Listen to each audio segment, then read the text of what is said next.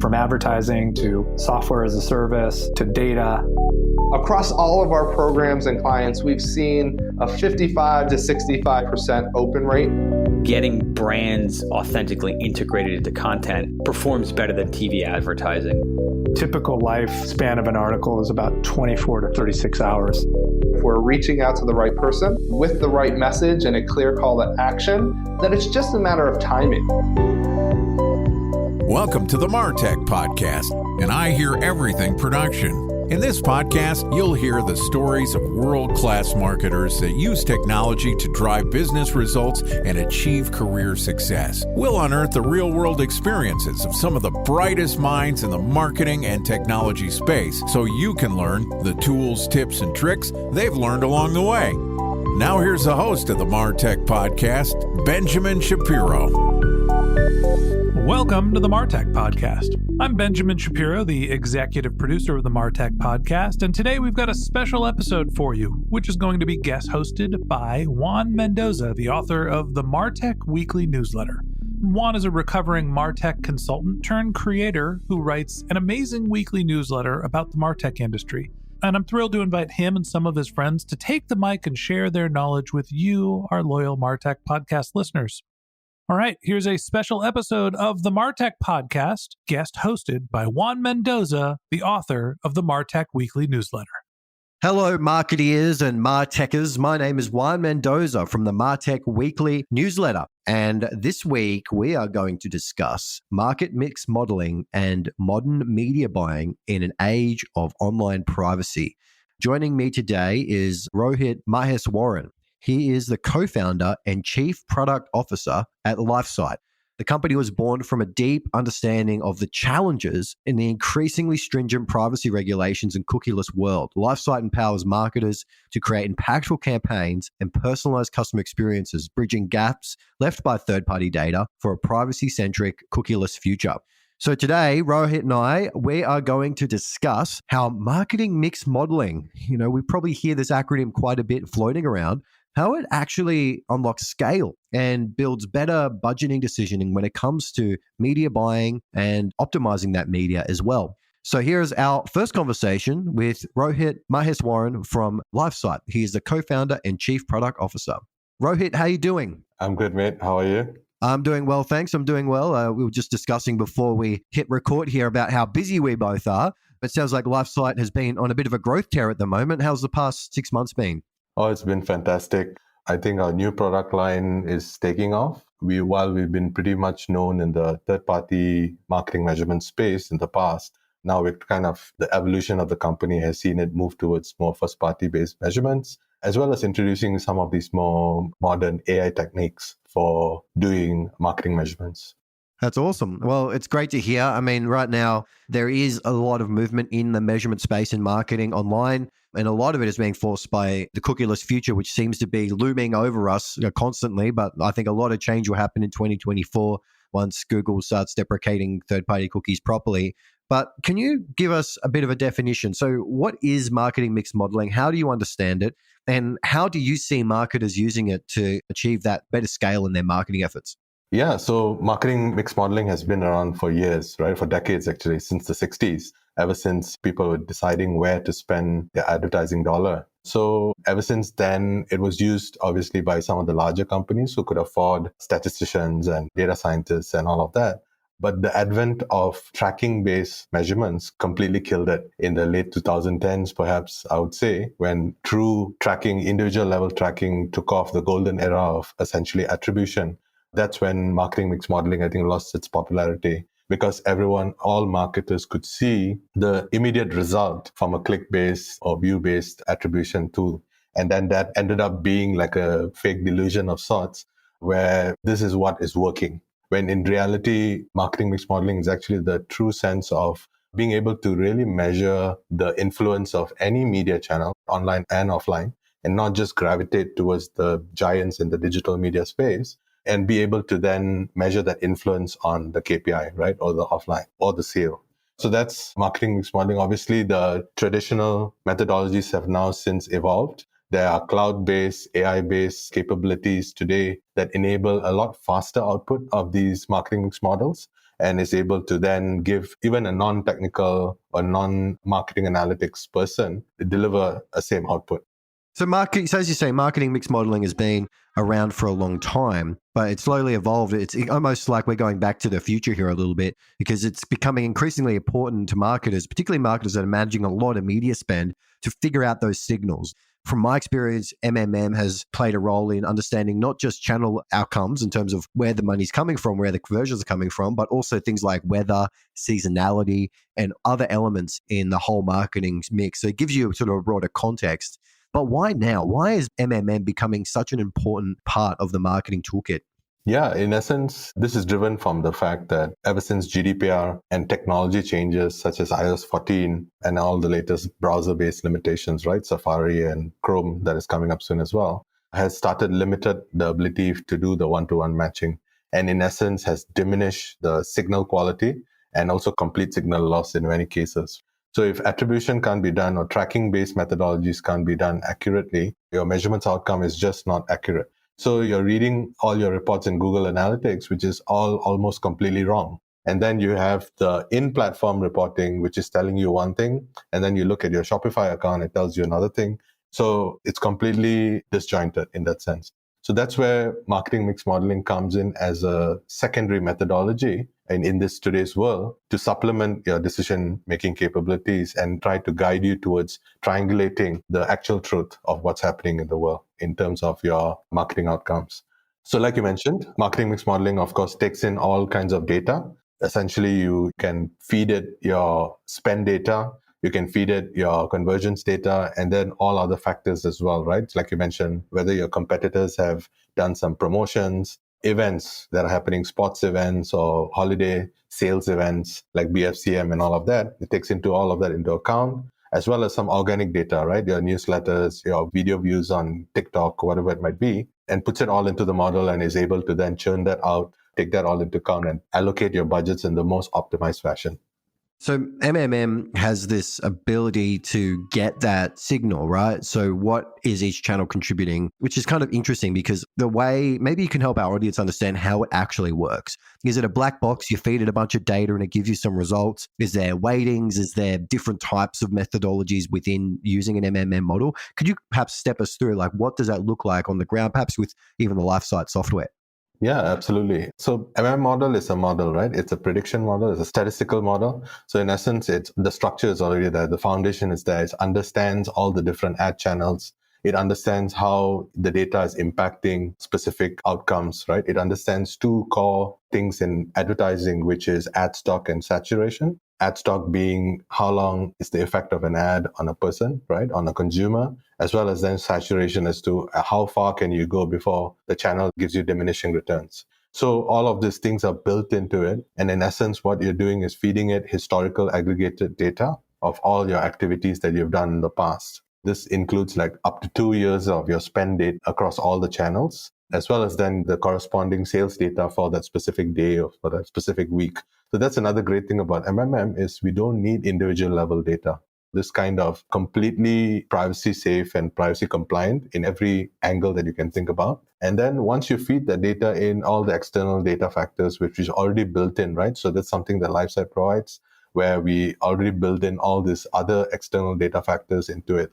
And then you train the model. So this is now made a lot easier with a lot of open source models. The most popular one from Meta called Robin. You then have Google Lightweight. You have Orbit from Uber and few others. And all of this essentially, Lifesight sees ourselves as a data platform, right? We are not a machine learning product per se, but we are enabling you to apply any machine learning model on top of the data that you ingest into our platform.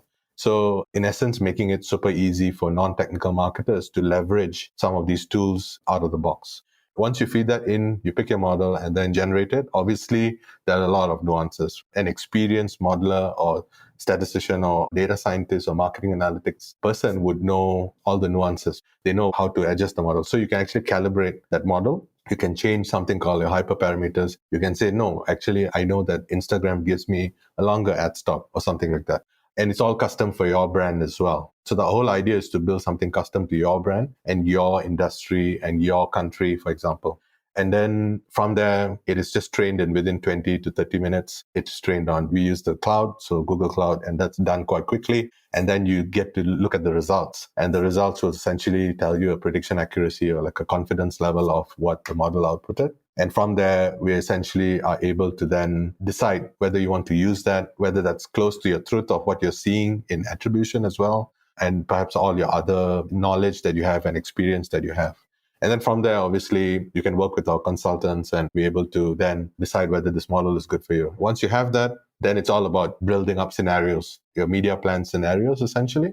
And you can say, okay, if I increase my budget from 100,000 last week to 120,000, what incremental sales is that going to give me? That's where this flexibility of using this model in a cloud or software-based environment gives you that power, right? You're not paying Nielsen $1 million for one model and then stuck with it for the whole year. You're kind of being able to adapt and move quite quickly. What I'm seeing in the market right now is that a lot of folks that are shifting away from, say, last click attribution or multi-touch attribution, which was pretty common and prevalent, say, in Google Analytics, etc. They're shifting away from that and they're kind of using a combination of MMM and geolocation or like holdout groups and incremental testing.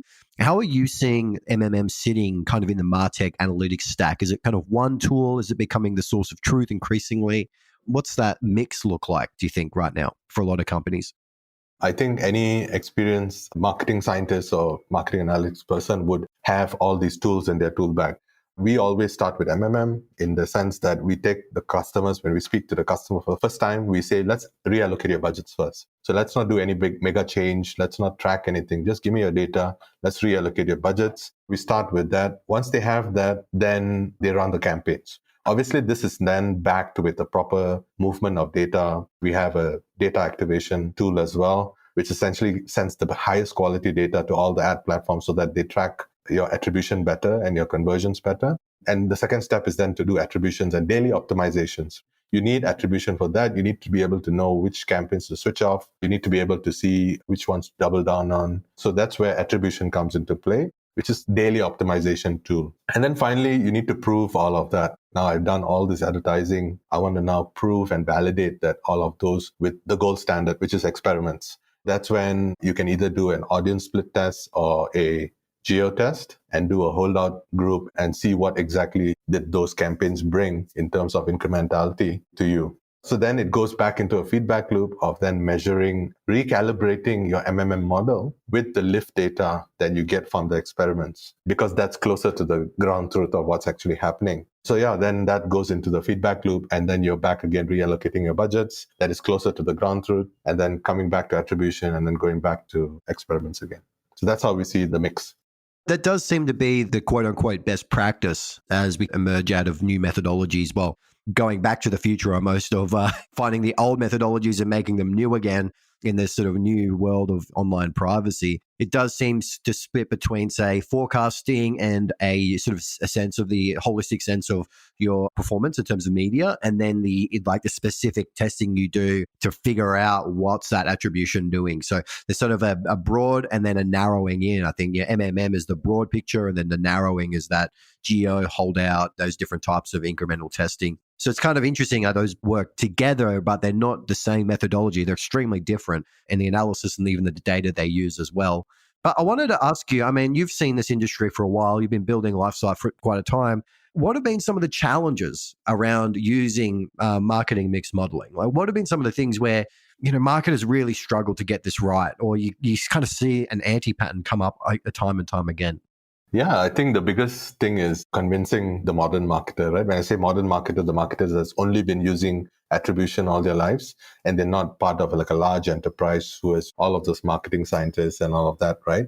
So the biggest challenge is educating them about the values of using it in combination and also convincing them that this probabilistic model of sorts is the way to go, right? Because everyone is so familiar with that certainty of deterministic tracking-based methodology, one-to-one match, right? I clicked it and I saw the sale, therefore it is real. That mindset needs to kind of change. So that has been a big challenge. Another challenge is also getting access to the data, right? Not many people have historical data arranged in a nice way and be able to access it. So we spend a lot of time on data prep before running the MMM model.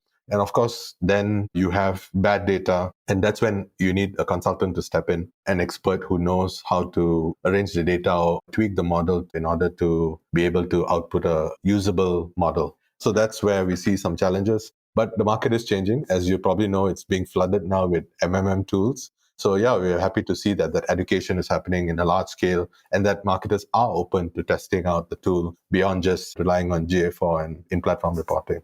Okay, so I'm going to flip this a little bit and I'm going to ask you, okay, you've got a new customer, they're getting onboarded with MMM for the first time.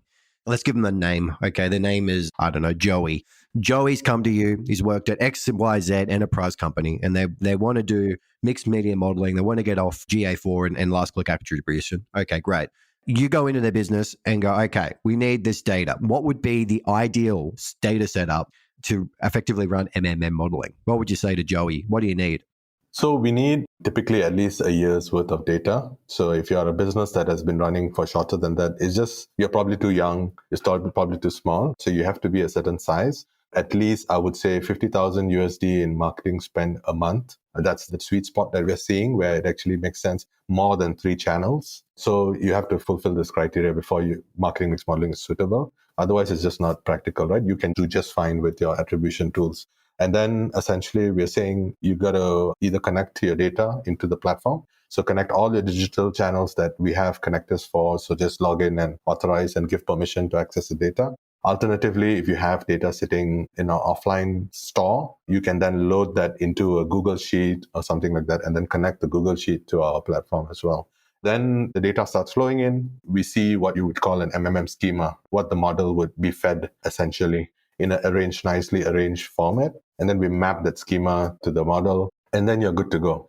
So if the prediction is high and accuracy is high, then we would really deep dive into it and see what it's saying. And it all has to make sense as well. If it just says something completely non-intuitive, then we know it's not the right model. So yeah, it can spit out quite a lot of models actually, and you can pick the right one for you in essence. So that's how you would get started. And then it would output what you call essentially a budget worksheet. So it would say exactly how much to spend on each channel for the following week or following month. And then you would then feed that data into Facebook directly or into Google and so on and so forth. And then monitor the outcomes in the following weeks. So yeah, so then it's a feedback loop, right? You come back with the data. So that is automatically refreshed and feeds back into the model. And then the model is updated again and recalibrated with lift data if needed. Well, that is fascinating. We'll end it on that note. Rohit's ideal setup for an MMM model and implementing that for scale and to get more insight into where you should be putting your marketing budgets. That wraps up our episode today for the Martech podcast. Thank you to Rohit Maheswaran from Lifesight for joining us. In part 2 of this interview, and which we'll publish tomorrow, Rohit and I are going to do a little bit more of a deep dive into optimizing media buying in the privacy-first era. So if you can't wait until our next episode, would like to learn more about Rohit, you can go find a link to his LinkedIn profile in our show notes. You can also contact him on Twitter, where his handle is @RohitMah, or visit his company website at lifesight.io. Rohit, thanks for joining me. Thanks, Juan. Nice talking to you. Okay, that wraps up this episode of the Martech Podcast. Thanks to our guest host, Juan Mendoza, the author of the Martech Weekly Newsletter. If you'd like to get in touch with Juan, you can find a link to his LinkedIn profile in our show notes, or you can contact him on Twitter. His handle is Juan Mendoza, but it's spelled crazy pants. It's JU4NMEND0Z4. Or it's a little easier to just visit his company's website, which is themartechweekly.com. Just one more link in our show notes I'd like to tell you about. If you didn't have a chance to take notes while you were listening to this podcast, head over to martechpod.com, where we have summaries of all of our episodes and contact information for our guests. You can also subscribe to our weekly newsletters, and you can even send us your topic suggestions or your marketing questions, which we'll answer live on our show.